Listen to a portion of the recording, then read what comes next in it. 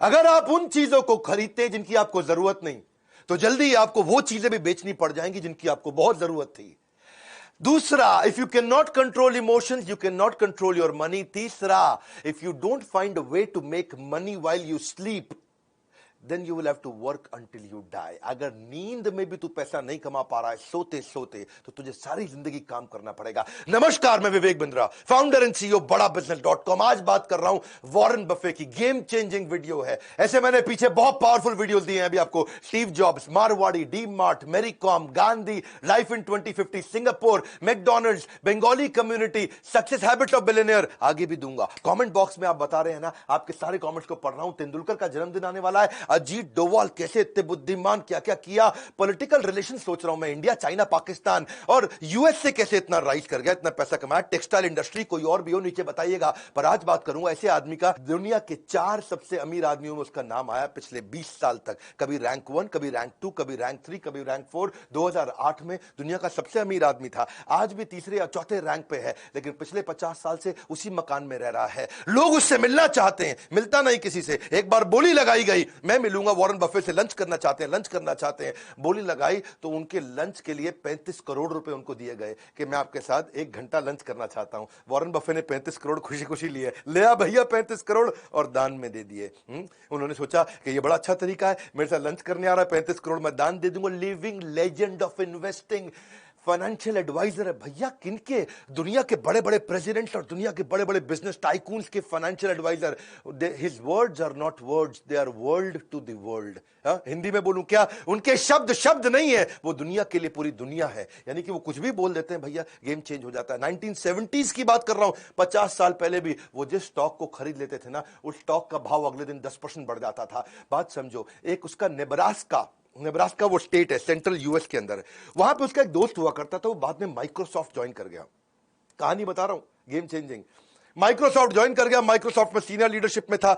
Nebraska के उस दोस्त ने एक बारी उससे पूछा, भैया वॉरेन बफे एक बात बता, तू माइक्रोसॉफ्ट में इन्वेस्ट नहीं करता, उसका स्टॉक नहीं खरीदता, तुझे क्या लगता है माइक्रोसॉफ्ट में कोई कमी रह गई है जो तू उसका स्टॉक नहीं खरीद रहा? उसने ईमेल लिखा वॉरेन बफे को। वो जिंदगी का पहला ईमेल वॉरेन बफे ने उसको रिप्लाई किया। नेब्रास्का का उसका दोस्त था, तो उसने रिप्लाई करते वक्त बताया, मैं माइक्रोसॉफ्ट इसलिए नहीं लेता, इसलिए नहीं लेता, इसलिए नहीं लेता, बहुत सारे कारण लिख दिए। और साथ में उसने उसको नेब्रास्का की फुटबॉल टीम जो बड़ी बेकार थी उसके साथ भी कंपेयर कर दिया। अब वो मेल तो कर दिया, एक मेल किया था, लेकिन थोड़े दिन के बाद जो वहां की सरकार थी, यूएस गवर्नमेंट, उसने उस मेल को ट्रैक करके निकाल लिया। उन्होंने उस मेल को, प्राइवेट मेल को पढ़ा, और वो उनको लगा कि ओहो, इससे तो हमें माइक्रोसॉफ्ट के बारे में बहुत कुछ समझ में आ रहा है, वॉरेन बफे ने यह बात बोली है। वो मेल जाकर के बाद में वॉल स्ट्रीट जर्नल के अखबार में छप गई। इसको बहुत बुरा लगा, मेरी प्राइवेट ईमेल पहली बार लिखी थी और सरकार ने निकाल करके अखबार में छपवा दिया। वो दिन आखिरी दिन था उसका, उसके बाद उसने कभी किसी को मेल नहीं लिखा। उसको इस बात का दुख नहीं था कि मैंने माइक्रोसॉफ्ट की निंदा करी, उसको इस बात का दुख था कि मैं नेब्रास्का नाम के स्टेट में रहता हूं, और उसमें छोटा शहर है ओमाहा, लेकिन मैंने जो है नेब्रास्का की फुटबॉल टीम की बेइज्जती करी है, ऐसा ना हो जाए मुझे यहां से घर छोड़ना पड़ जाए। बहरहाल, एनुअल लेटर जरूर लिखते हैं अपने सारे शेयर होल्डर को, और जो एनुअल लेटर लिख करके भेजते हैं अपने शेयर होल्डर्स को, जो अपने इन्वेस्टर्स हैं, जब ये उनको भेजते हैं तो पूरी यूनिवर्सिटीज बैठ करके उनके एनुअल लेटर को पढ़ती है, इनकी कही हुई बात को पढ़ा जाता है। यूनिवर्सिटी सिखाती है, अरे देख भाई वॉरेन बफे ने चिट्ठी लिखी, अरे क्या लिखा होगा इसके। 63 कंपनियां हैं आज वॉरेन बफे की। मेरा वीडियो देख लेना भैया, थोड़ी देर के अंदर मैं इतनी सारी लर्निंग देने वाला हूं। 63 कंपनीज वॉरेन बफे की। हर कंपनी के सीईओ को साल में एक चिट्ठी भेजता है, ना मिलता है ना फोन पे बात करता है। वॉरेन बफे साल में एक चिट्ठी भेज दी और उसमें लिख दिया, भैया तुम्हारा ये गोल है, तुम्हारा ये केपीआई है, ये तुम्हारे की परफॉर्मेंस इंडिकेटर, और ये तुम्हारे इस साल के गोल होने चाहिए, इसको अचीव करके दिखाओ। एक चिट्ठी भेजी, बस हड़कंप मच जाता है। कोई मिलता नहीं, कुछ बात नहीं करता। मीटिंग ले, क्योंकि उनकी आदत क्या, पढ़ते रहते हैं, 10-10, 12-12 घंटे तो रोज पढ़ते हैं, कोई मीटिंग करते ही नहीं। वो हार्वर्ड बिजनेस स्कूल में पढ़ने गए थे, उनको रिजेक्ट कर दिया, उसको एडमिशन नहीं मिला वॉरेन बफे को हार्वर्ड बिजनेस स्कूल में। आज Harvard business school Warren Buffett की केस स्टडी सिखा रहा है सबको। आज बता रहा है भैया वॉरेन बफे इतना बड़ा कैसे होगा, उसको उस समय पढ़ने नहीं दिया था। आज एक बात समझ लेना, जो सबसे बड़े 100 अरबपति हैं दुनिया के, उनमें से 80% लोग खुद से अरबपति बने हैं, माँ बाप के पैसे से नहीं बने हैं। और वो बड़ी अच्छी एडवाइस भी देते हैं लोगों को, कहते हैं क्रेडिट कार्ड से दूर रहना, पैसे ने आदमी को नहीं बनाया, आदमी ने पैसे को बनाया, इसको याद रखना। और दूसरे के कहे अनुसार काम नहीं करना, अपनी बुद्धि से काम करना। बचपन में इनके खून के अंदर बिजनेस घुस गया। इनको पहले से ही पता था अमीर तो बहुत बनने वाला हूं। 6 साल की उम्र में रिसर्च करने चले गए दुकान के बाहर, अरे कौन सी कोल्ड ड्रिंक के ढक्कन ज्यादा हैं, बाहर जाके ढूंढने लगे, अरे इसका ढक्कन उसका ढक्कन, अलग अलग ढक्कन देखे उन्होंने। वहां जाकर रिसर्च में इनको समझ में आया सबसे ज्यादा कोल्ड ड्रिंक के ढक्कन बाहर कोका कोला के पड़े हैं। उससे उसने धंधा चालू कर दिया।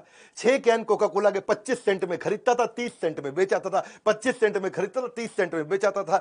हर रोज 5 सेंट बचाया। 6 साल की उम्र में जब बच्चे कंचे खेल रहे हैं, ये धन से धंधा करना शुरू कर दिया। और वो जो कोका कोला पे रिसर्च किया, वहां से इसको रिसर्च की आदत पड़ी। 11 साल की उम्र में इसने पहली बार एक स्टॉक मार्केट, शेयर मार्केट में इन्वेस्टमेंट किया। इसके पिता ने इसको गाइड किया था। वहां पे सिटीज सर्विस नाम का एक स्टॉक था, जिसको उसने 38 रुपए के भाव में, $38 के भाव में खरीद लिया।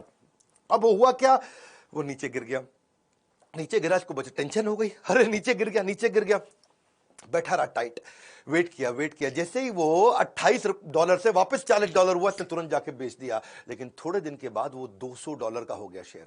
इसको लगा यार मैं तो $2 कमाए थे, ये तो $200 का हो गया, बहुत कमा सकता था। बड़ा परेशान हुआ उस समय। लेकिन उसको सीखने को मिला कि भैया ऐसा है, मेरी बात समझो कि जिस चीज को टाइम लगता है, अगर कंपनी अच्छी है, इसको ग्रो करने में टाइम लगता है तो लगेगा। मैंने जल्दी कर दी। हाँ, ऐसा नहीं है कि एक औरत और एक पुरुष जब ये दोनों मिलते हैं तो 9 महीने में बच्चा पैदा करते हैं, तो 9 पुरुष लगा दो तो 1 महीने में बच्चा पैदा तो हो नहीं जाएगा। या 9 महिलाओं को जोड़ लो इकट्ठे तो भी 1 महीने में बच्चा पैदा नहीं होगा, 9 महीने लगता है। तो मैंने वेट नहीं किया, इसलिए मैं हारा। ये एक्सपीरियंस उसको लॉन्ग टर्म वैल्यू इन्वेस्टिंग के बारे में समझ में आया। बाकी सारे बच्चे बेसबॉल खेल रहे थे और ये बाइंग स्टॉक्स खेल रहे थे। 16 साल की उम्र में $53,000 कमा चुके थे।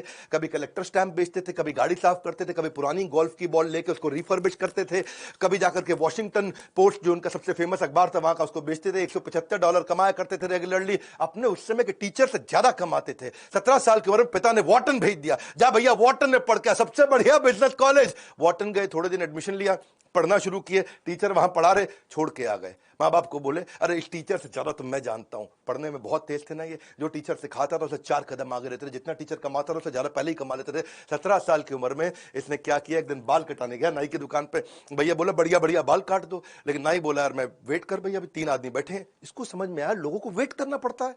इसने का नया बिजनेस आइडिया, 17 साल की उम्र में एक पिन बॉल गेम का बढ़िया बिजनेस आइडिया कर दिया इन्होंने।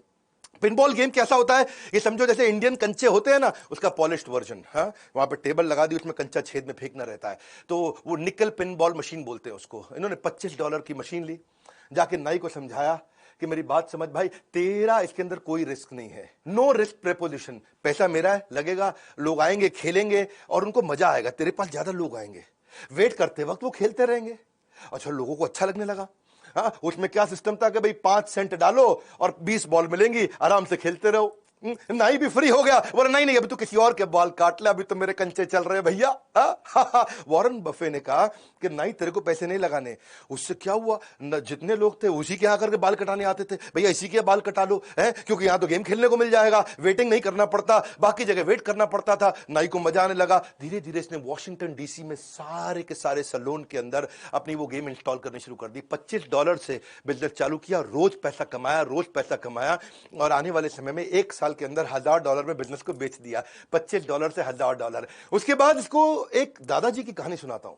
इसके दादाजी ने भी इसको एक बार एक काम पे लगाया था कि आज अपने दोस्त को लेकर के सामान उठाने का, राशन की दुकान थी दादाजी की, इधर से उठा उधर रख, उधर से उठा इधर रख, तेरे को पैसे दे दूंगा। इसने कहा ठीक है दादाजी। हाँ, काम मिल गया। एक और काम में तेज था, बहुत मेहनत करके उठाया, हाथ सूज गए, थक गए, हाथ जम गए, बुरा हाल हो गया। इतना उठाया, इतना रखा, दादा ने 90 सेंट दे दिए, आधे आधे बांट लो। बोला $1 नहीं मिला, 90 सेंट। बहुत गुस्सा आया। इसने सोचा यार दादा बहुत तेज निकला, सही खेल गया यार, है पहले कोई कॉन्ट्रैक्ट नहीं बनाया और बाद में 90 सेंट दे दिया, ये कोई पैसा होता है।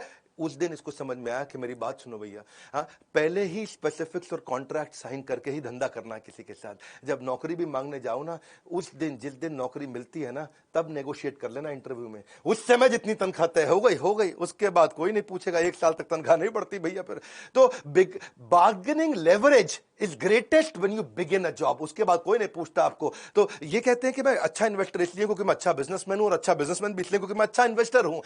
रिस्क कहते हैं कि खत्म हो जाता है जब तुमको समझ में आ जाता है तुम कर क्या रहे हो। पहले समझ तो लो तुम कर क्या रहे हो। शेयर मार्केट में रिस्क तो उसको होता है जिसको पता ही नहीं वो पैसा कहां लगा रहा है। ये जीनियस नहीं है, केवल इतने जीनियस नहीं, जीनियस तो है ही, जनरस भी बहुत है। जनरस इतने हैं, कहते हैं कि भाई मेरी कमाई का 1% से ज्यादा मैं अपने ऊपर खर्च करूंगा, ऐसा कुछ होने ही वाला नहीं। मैंने खाना वही $3 का ब्रेकफास्ट है जी, लेकिन वो 99% दूसरों को दे दिया, उनकी जिंदगी बदल जाएगी। ये अपनी जिंदगी में $3 से ऊपर का ब्रेकफास्ट नहीं किया इन्होंने, और अपनी सारी की सारी चैरिटी लोगों को कमिट कर दी। $37 बिलियन ऑलरेडी दे चुके हैं। कोविड की जो आज वैक्सीनेशन आई है उसमें वॉरेन बफे का बहुत बड़ा कंट्रीब्यूशन, उन्होंने बहुत डोनेशन किया है। ये अपने बच्चों को पूरा पैसा देने में बिलीव नहीं करते। ये कहते हैं कि भाई बच्चों को इंडिपेंडेंट और कॉन्फिडेंट बनाओ, वो खुद ही कमा लेंगे। मैं अपने बच्चों को इतना तो देना चाहता हूं कि उनको लगे कि वो कुछ भी कर सकते हैं, लेकिन इतना नहीं देना चाहता कि उनको लगे कि अब कुछ करने की जरूरत ही नहीं है। इनको हाईएस्ट सिविलियन अवार्ड भी, जैसे अपने यहाँ भारत रत्न रहता है, वहां प्रेसिडेंशियल मेडल ऑफ फ्रीडम होता है भारत रत्न की तरह यूएस के अंदर, वो उनको बराक ओबामा ने दिया था। बराक ओबामा क्या बोलते हैं, भैया आप मेरी इंस्पिरेशन हो, और ना केवल आप सबसे अमीर हो बल्कि आप सबसे एडमायर्ड और रिस्पेक्टेड भी हो। ये थोड़े लॉयल भी रहते हैं। एक और क्वालिटी बताऊं उनके कपड़ों के मामले में, कपड़े वही पहनते हैं जो एक बार पहन लिए। वैसे चाइना गए थे एक दफा, ये चाइना में वहां एक होटल में रुके हुए, और वहां पे ना एक मैडम ली हुआ करती थी, लोकल दर्जी थी, एक मशीन के साथ में घर में बैठ करके, आसपास किसान की बेटी थी, तब पैसे वाली नहीं थी। तो वो उसने देख लिया वॉरेन बफे को उसी होटल में जाते हुए, और वॉरेन बफे उसके लिए इंस्पिरेशन थे। किसी तरह से होटल के रिसेप्शन से फोन करा के अपने 2 आदमियों से उसने अपॉइंटमेंट ले लिया। वो 2 आदमी घंटी बजा के रूम में घुसे, जाते ही उसका नाप लेने लगे। ला भैया शर्ट का नाप दिखाओ, कोट का नाप दिखाओ, गर्दन देखो, चेस्ट देखो, हैं जी, पेट देखो कितना है।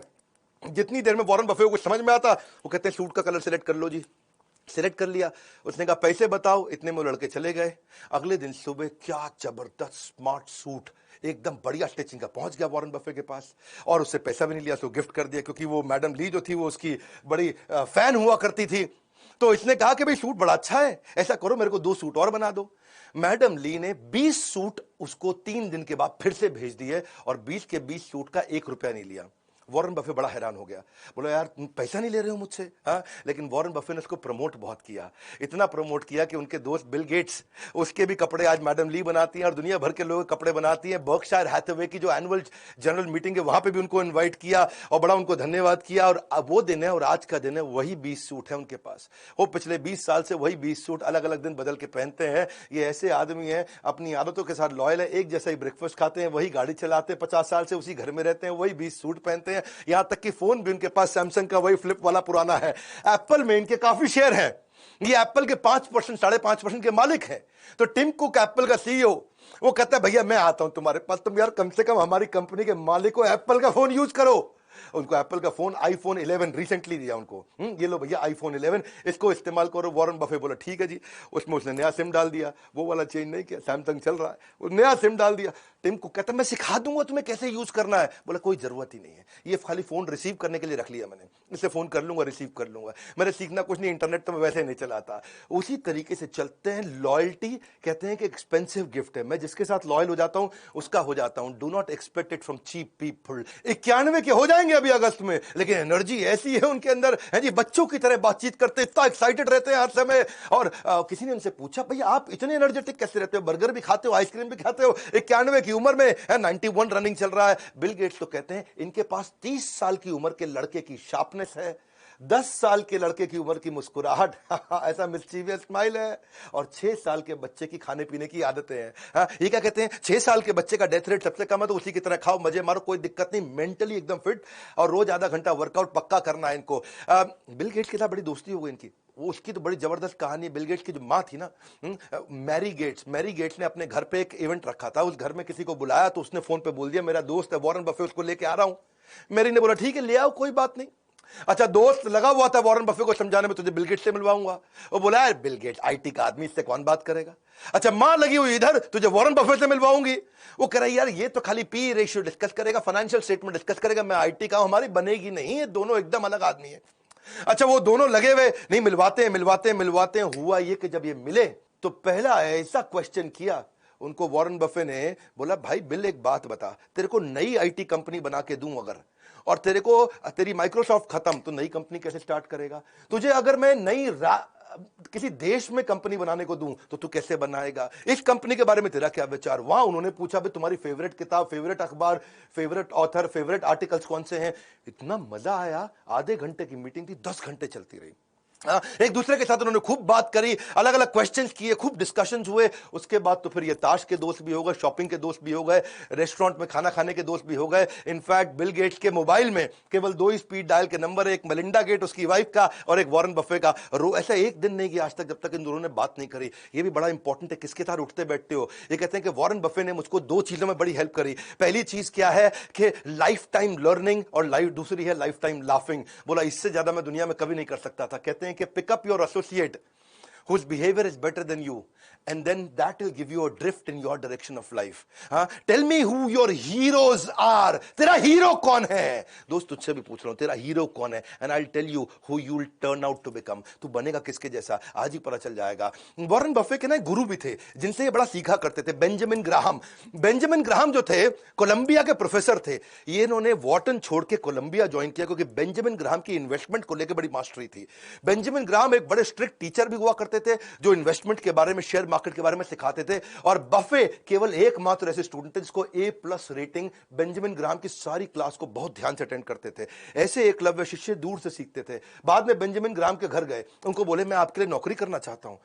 तो बेंजामिन ग्राहम ने बोला नहीं नहीं, तुमको नहीं रखूंगा, तुम बहुत जीनियस हो, तुमको नहीं रख। मैं ऐसे लड़कों को रखता हूं, ज्यूइश लड़कों को रखता हूं जिनको कोई नौकरी नहीं देता, ताकि मेरे साथ टिक के काम कर सके। बोला मैं टिक के काम करूंगा? नहीं ना, बाहर बाहर, तेरे को नहीं रखूंगा। ठीक है, फ्री में रख लो, फ्री में नौकरी करो ना, बोल दिया ना बाहर, तेरे को तो बिल्कुल नहीं रखूंगा। बेंजामिन ग्राहम इनके गुरु, उन्होंने इनको रखा नहीं। बड़ा परेशान हुए। वॉरेन बफे पीछे पड़े रहे। कुछ समय के बाद एक ऐसा समय आया कि बेंजामिन ग्राहम मान गए, बोले चल ठीक है आ जा। और ये वहां से फिर न्यूयॉर्क शिफ्ट हुए। वहां आए, न्यूयॉर्क में आकर के बेंजामिन ग्राहम के साथ में काम करने लगे।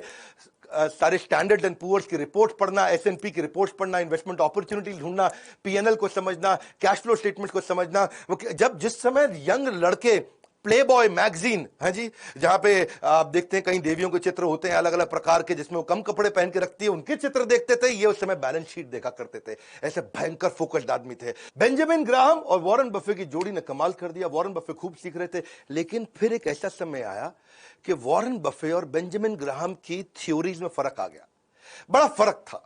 बेंजामिन ग्राहम क्या कहते हैं कि भाई ये खाली बैलेंस शीट और इनकम स्टेटमेंट देखो, कंपनी का कैश फ्लो स्टेटमेंट देखो, बहुत है, इससे समझ में आ जाए कंपनी चल रही है कि नहीं चल रही, चलेगी कि नहीं चलेगी। ये बोले नहीं नहीं, वो क्वांटिटेटिव है, वो नंबर है, मेरे को मैन पावर भी देखनी है, मुझे लीडरशिप भी देखनी है। वॉरेन बफे मानते थे केवल हमारे को परफॉर्मिंग बिजनेस नहीं देखना है, हमें क्वालिटी बिजनेस देखना है जो आगे तक चलेगा। आज चल रहा है मतलब ये नहीं कि आगे चलेगा। बात समझना, शेयर मार्केट के पावरफुल प्रिंसिपल देने वाला। भाई वॉरेन बफे का वीडियो है, मेरे वीडियो बाकियों की तरह तो होते नहीं, गेम चेंजिंग है। क्योंकि यहां बेंजामिन ग्राहम बोलते थे क्वांटिटेटिव मेथड और नंबर चेक कर लो, quantity number, quantitative method number, number समझ लो, समझ आ जाए कंपनी चलेगी। ये बोले ना ना ना, क्वांटिटेटिव के साथ क्वालिटेटिव अप्रोच। उनकी मैन पावर कैसी है, धंधा कैसा है, कंपटीशन कैसा है, लोकेशन कैसी है, कंपनी में जाओ, लीडरशिप से मिलके आओ, बिजनेस मॉडल देखो, इकोनॉमिक मोट देखो, कॉम्पिटिटिव एडवांटेज देखो। मोटा मोटा बफे कहते थे भाई कंपनी चलती कैसी है, अंदर घुसो, उसकी लीडरशिप देखो, ईमानदार है कि नहीं। ये कहते थे कि नहीं नहीं भैया खाली नंबर देखना है। यहां पे इनके झगड़े बढ़ने लगे। और बात वो सही है कि वॉरेन बफे आगे चल के बहुत सफल हुए। जब इनकी बनी नहीं अपने गुरु से तो छोड़ करके ओमाहा वापस आ गए। ओमाहा में आके इन्होंने मकान लिया, फिर वही आज 50 साल पुराना मकान, आज तक वहीं रहते हैं। और यही इन्वेस्टमेंट के इनके सीक्रेट है। सीखना चाहते हो अगला वीडियो में बताऊं, अभी बताऊं, अभी बता दूं तो इनके इन्वेस्टमेंट सीक्रेट पकड़ो फटाफट। इनकी वैल्यू इन्वेस्टिंग फिलॉसफीज क्या है। इनका कहना है कि फेयर कंपनी को बढ़िया सस्ते प्राइस पे लेने से अच्छा है कि किसी बढ़िया कंपनी को फेयर प्राइस पे लो। इनका मानना है भाई कंपनी में दम होना चाहिए ताकि उसके साथ चिपके रह सको, लंबा चलनी चाहिए कंपनी। तो उसकी रिसर्च करना सीख गए, उस पर इन्होंने काम किया। उसके फाइनेंशियल स्टेटमेंट तो पढ़ो, लेकिन उनकी कॉन्फ्रेंस कॉल्स को भी जाकर के सुनो, उनकी मैनेजमेंट को देखो, और फिर बाद में प्राइस आएगा। इनका कहना क्या है कि पहले ये देखो कि लॉन्ग टर्म इकोनॉमिक मोट है कि नहीं है, लॉन्ग टर्म इकोनॉमिक कैरेक्टरिस्टिक्स कैसी है इसकी। इकोनॉमिक मोट का मतलब जानते हो ना, एक वीडियो में बताया मैंने, क्विकली समझाता हूं। जैसे पुराने समय में राजा महाराजाओं के महल होते थे, उस महल के आसपास बड़ी खाई खोद देते थे ताकि कोई दूसरा आदमी आए और अटैक करने लगे तो खाई में गिर जाए। ऐसे ही बड़ी बड़ी कंपनीज कुछ ना कुछ ऐसी चीज अपने पास एडवांटेज, कॉम्पिटिटिव एडवांटेज रखती हैं कि दूसरा कॉपी करने लगे तो खाई में गिर जाए, तो कोई दूसरी कंपनी मेरे को कॉपी ना कर पाए। तो ये कंपनी में ढूंढते थे कि ऐसी कोई चीज हो जो लंबे समय तक केवल इसके पास रहने वाली हो, तो उसमें इन्वेस्ट कर देंगे तो लंबे समय तक चलेंगे। तो ये, और बाद में जाके प्राइस देखते थे, कहते प्राइस पहले नहीं देखूंगा, पहले देखो कंपनी में दम है, फिर प्राइस कोशिश करेंगे कि सस्ते से सस्ता मिल जाए। कंपनी की परफॉर्मेंस को चेक करने के लिए उसका रिटर्न ऑन इक्विटी पिछले 5-10 साल का जाके देखेंगे, हिस्टोरिकल परफॉर्मेंस देखेंगे कि भाई कंसिस्टेंटली कॉम्पिटिटर के मुकाबले ये कैसा परफॉर्म कर रही है।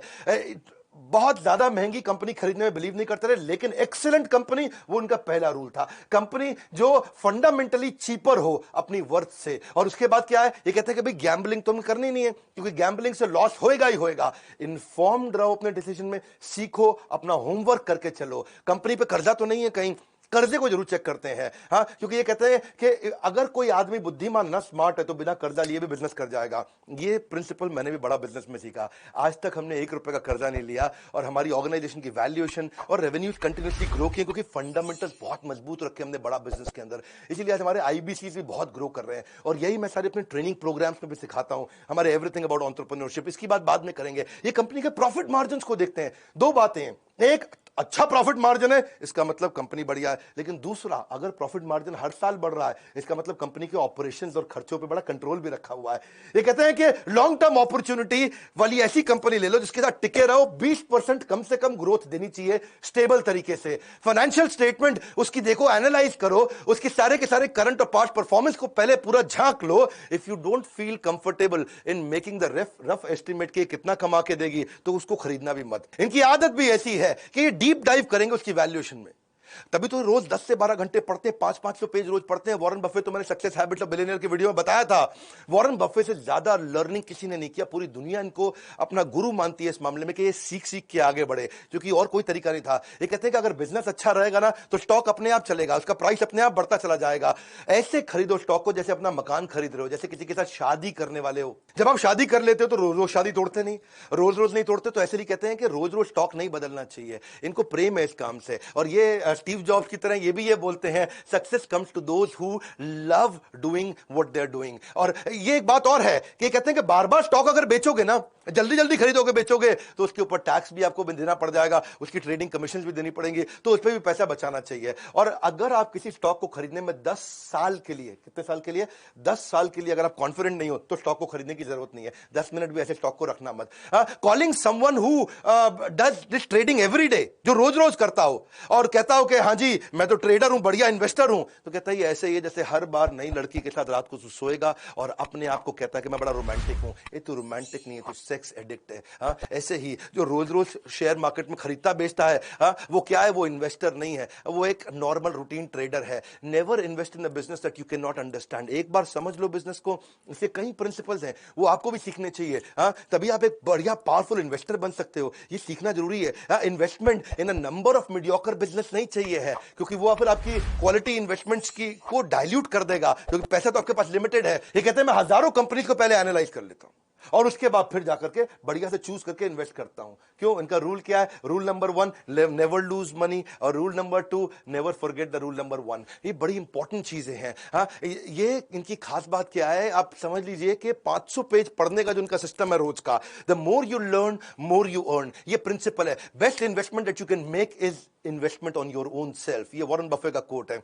हमने भी इसीलिए एक नया कॉम्बो तैयार किया आपके लिए। अगर आपने वीडियो पूरा देखा है तो मतलब आपका इन्वेस्टमेंट में, ग्रोथ में, पैसा कमाने में, पैसिव इनकम में इंटरेस्ट है। तो हमने कुछ नए कोर्सेज जो लॉन्च किए थे, उसका इंट्रोडक्शन जल्दी दे देता हूं आपको। गोल based financial planning, stock market, personal finance, mutual fund, finance for non finance, debt management, working capital, passive income, angel investing और रिस्क मैनेजमेंट, यानी कि 7 प्रकार के फाइनेंशियल रिस्क होते हैं। इसका कॉम्बो हमने सारे कोर्सेज अवेलेबल कर दिए। आज 40 से ज्यादा ज्यादा कोर्सेज लॉन्च कर चुके हैं। हर महीने 10 नए कोर्स लॉन्च कर रहे हैं। अगर आप आईबीसी हैं, ये सारे कोर्सेज फ्री हैं। अगर आप लाइफ टाइम मेंबर हैं, ये सारे कोर्सेज फ्री हैं। अगर आप ये नहीं है तो ये बोर्ड लाइन नंबर है। आप फोन करके पता करिए आपके बिजनेस में, अगर आप रिटेलर हैं तो कौन से नए कोर्स आपको काम आएंगे, अगर आप मैन्युफैक्चरर हैं कौन से काम आएंगे, स्टार्टअप है तो कौन से। हर एक एरिया के लिए, हर इंडस्ट्री के लिए देश के सारे बिलियनियर्स और इंडस्ट्री एक्सपर्ट्स के साथ मिलकर के आपके लर्निंग प्रोग्राम बना दिए और इतना कॉस्ट इफेक्टिव कर दिया कि game changer. Board line number, इस नंबर को सेव कर लो, कभी भी काम आएगा। आपका लाइफ लाइन है, केवल बोर्ड लाइन नहीं है। तो लाइक करके उत्साह बढ़ाइए ना यार। फ्री में इतने पावरफुल वीडियोस देते हैं, एक के बाद एक देते जा रहे हैं। मेरा समय जाता है इसके अंदर, फ्री में कंटेंट दे रहा हूं कंटिन्यूअसली। कमेंट बॉक्स में बताइए अगला वीडियो कौन सा देखेंगे। इस वीडियो को शेयर करिए, लर्निंग इंस्पायरिंग है बहुत। हाँ, if he can do you can too. अगर ये कर सकते तो आप क्यों नहीं कर सकते। वीडियो को शेयर करने के लिए, हमारे चैनल पे हर बार वापस आने के लिए, वर्ल्ड का नंबर 1 एंटरप्रेन्योरियल यूट्यूब चैनल बनाने के लिए, पता है ना कोई नहीं है टक्कर में, पड़े हो किस चक्कर में। विनम्रता के साथ आप सबका हाथ जोड़ के, मुस्कुराहट से बहुत बहुत धन्यवाद।